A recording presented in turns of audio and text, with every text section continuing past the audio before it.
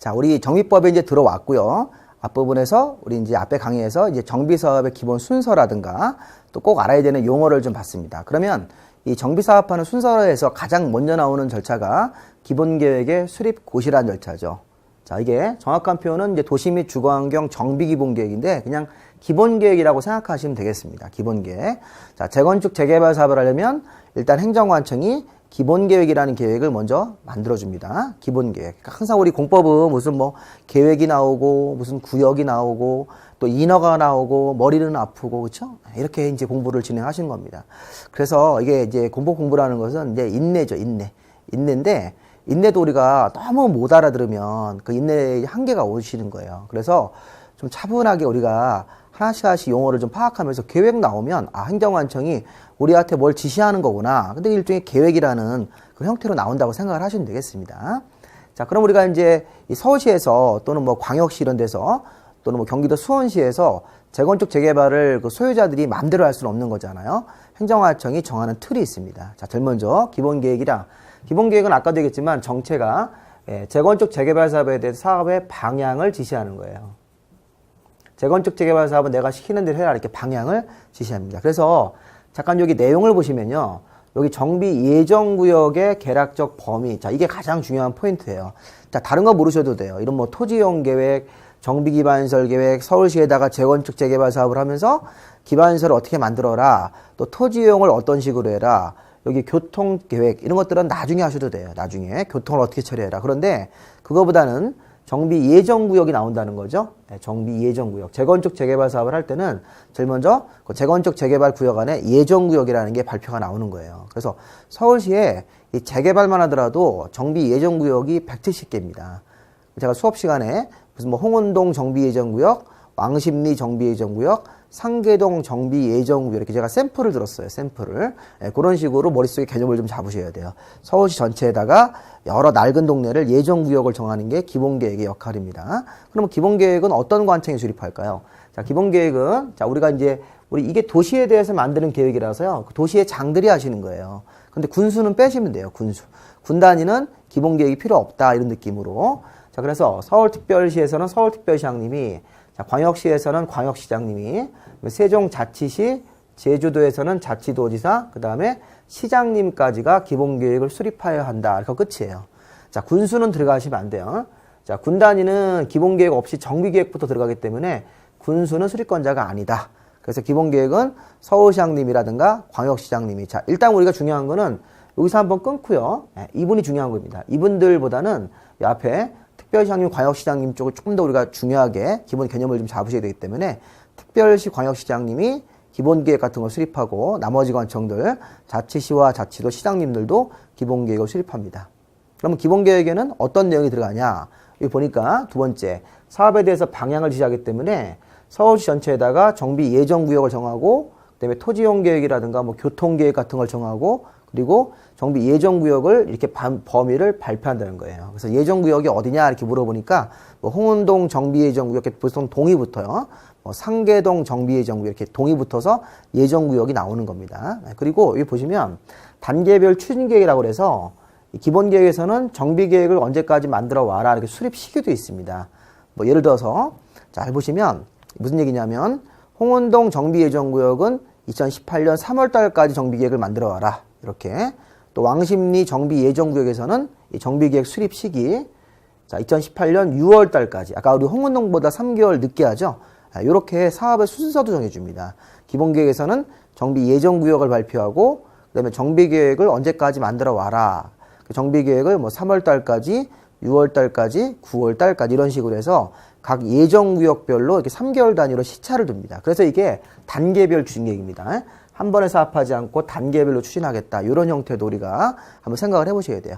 조금 어려우시면 기본계획에서는 예정구역이 발표된다. 정비예정구역. 그리고 기본계획 하나만 더 기억하실 거는요. 기본계획을 만드는 절차도 자, 주민의견, 지방의 의견 듣고 의견 청취.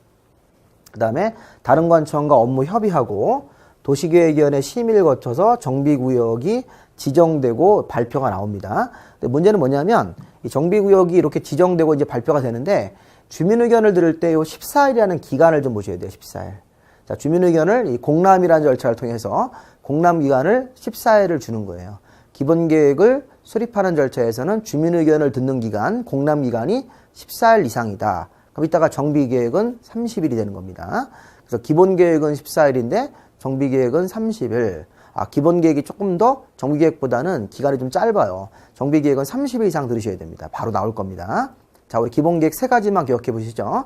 기본계획의 수립권자가 누구였습니까? 5명. 특별시장, 광역시장, 자치시장, 자치도지사, 시장님이 수립하는 거고요. 자, 기본계획 내용에는 하나만 기억해 볼게요. 정비 예정구역이 들어가는 거예요. 정비 예정구역을 제일 먼저 발표해 줘야지 재개발 사업을 시작할 수 있는 겁니다. 그 다음에 기본계획 수립하는 절차가 주민의견, 지방의 의견, 협의심의 이런 것들인데 주민의견 청취하는 기간이 14일이다. 30일이 아니라. 자, 그 다음 우리 정비계획으로 한번 넘어가 볼게요.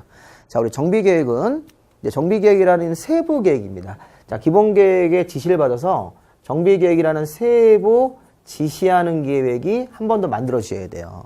그리고 정비계획을 만들어서 이게 정비구역의 지정까지로 넘어가셔야 돼요. 아까 우리 기본계획에서는 정비예정구역이라고 했었어요. 정비예정구역이 정비구역으로 확정이 되셔야 되는 겁니다. 그래서 정비계획 수립한 다음에 정비구역으로 넘어가는 절차가 필요합니다.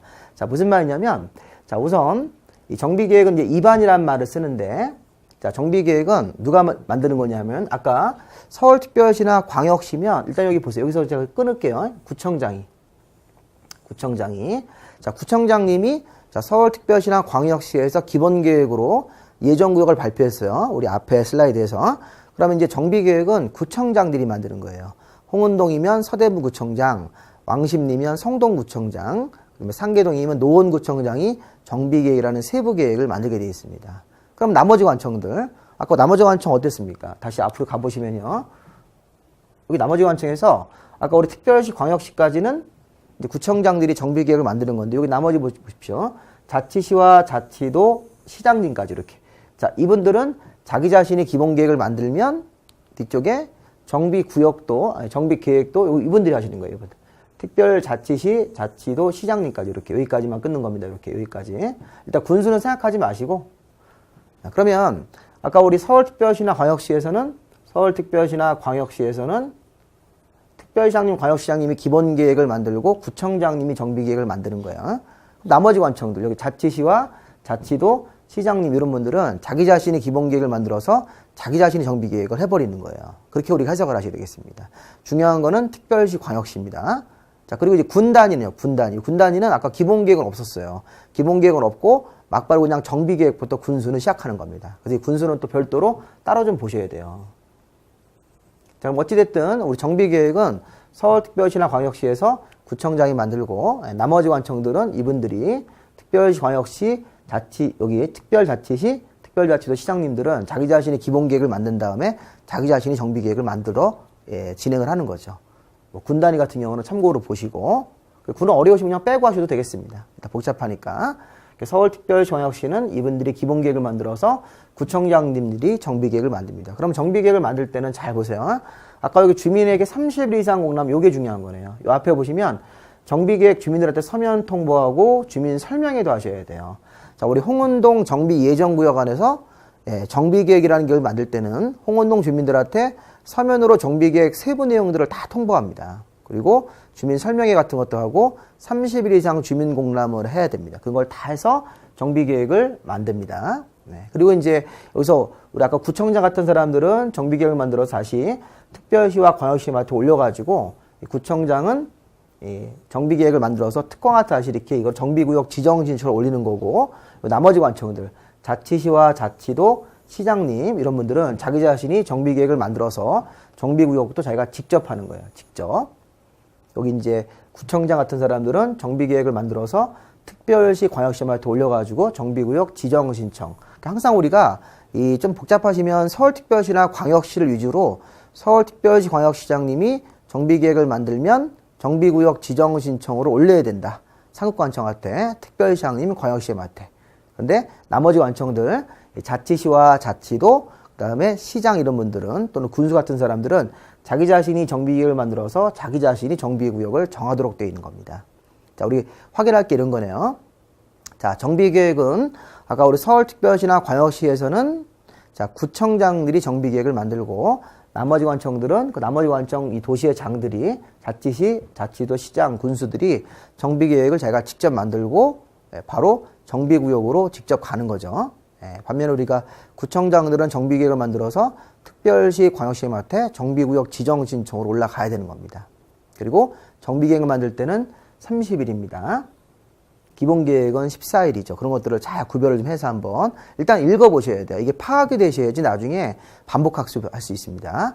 자, 그럼 이제 바로 우리 2번에 정비구역의 지정 변경인데, 자, 우리 정비구역 지정을 아까 구청장한테 이렇게 정비계획이 올라오면 특별시, 광역시장님이 정비구역을 정하고 한번 끊고 나머지 자치시, 자치도 이런 분들, 시장, 군수 이런 사람들은 자기 자신이 정비계획을 만들어서 자기 자신이 정비구역을 정하면 되는 거죠. 그렇게 해서 우리가 보시는 겁니다. 자, 정비구역 정할 때도 이렇게 심의를 거쳐서 하는 거 한번 읽어보시고요. 자, 우리 정비구역 지정 효과 좀 하나 봐야 되는데, 정비구역 지정 효과는 뭐 다른 효과도 있지만 제일 중요한 게 뭐냐면, 정비구역이 정해지면 그 안에서 개인적으로 개발 행위를 하시면 안 되잖아요. 사업에 방해되니까. 또 정비구역 정해지면 사업에 방해되는 개인적 개발 행위를 못하게 해야 되고, 또 소유자가 늘어나시면 안 돼요. 특히 우리 보시면 정비구역 안에서 정비구역 정해지면 건물을 건축하는 사람, 건물을 신축 같은 거 하는 사람, 또 토지를 분할하는 사람들이 있습니다. 이런 행위는 소유자가 늘어나는 행위입니다. 건물을 새로 신축하고 토지에 자꾸 필지 분할을 하면 아까 우리 재개발할 때는 토지 소유자 또는 건물 소유자이기 때문에 토지만 가져도 나중에 토지동 소유자가 될 수 있어요. 자꾸 토지를 분할한다고요. 그래서 이런 행위를 못하게 이렇게 그거를 예방해야 되고, 또 이제 사적 다른 개발, 공작물 설치라든가 토지 형질 변경 이런 걸 해놓고 나무를 막 심고 벌채하고 그러면 사업에 방해되니까 이런 7가지 개발 행위는 시장군수 등한테 사전에 허가를 받고 하셔야 됩니다. 그래서 정비구역 정해지면 7가지 개발 행위는 허가를 받는다. 이러는 것도 한번 좀 우리 알아두시기 바랍니다. 자, 일단 여기 앞부분이 좀 어렵습니다. 기본계획에서 정비계획을 만들고 정비구역을 정한 다음에 정비구역 지정 효과까지 한번 읽어보시기 바랍니다. 자, 여기까지 마무리하시고, 자, 다음 강의에서는 우리가 이 정비사업의 시행자하고 추진위원회 조합 이런 것들을 좀 보도록 하겠습니다. 자, 수고하셨습니다.